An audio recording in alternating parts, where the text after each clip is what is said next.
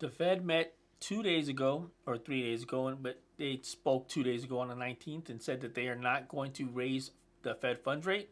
I know I'm late, but it takes time to get around to actually listening to these boring meetings. But I got some notes. I wrote down some notes to break it down, so hopefully this helps out.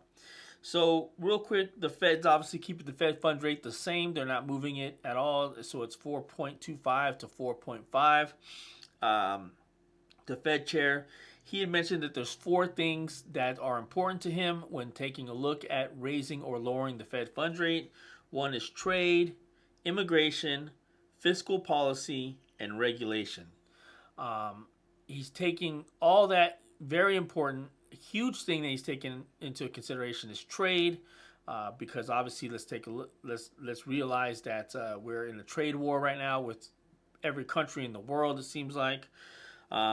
He says that the net effect has not been taken into account yet, and because that net effect has not been taken into account because it just started, we don't know the numbers, and there's so much uncertainty.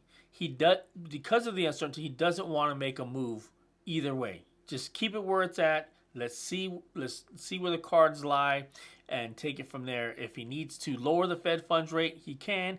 If he needs to higher the Fed funds rate, he can. He does believe that inflation will tick up a little bit later on in the year because of the trade wars.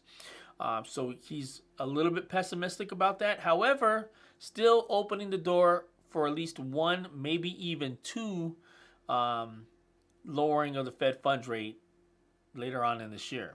Later in the meeting, the Fed Chairman Jerome Powell, he had mentioned that there's a good chance that GDP might go down later in the year.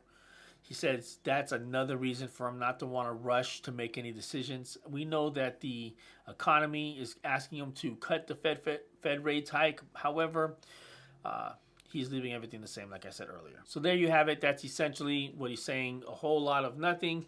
But he's not doing nothing just because there's basically no certainty on which way the economy is going to go. I'm going to do another video right now after this talking about the four things he's talking about: trade, regulation, fiscal policy, and regulation. So that's all I got for now.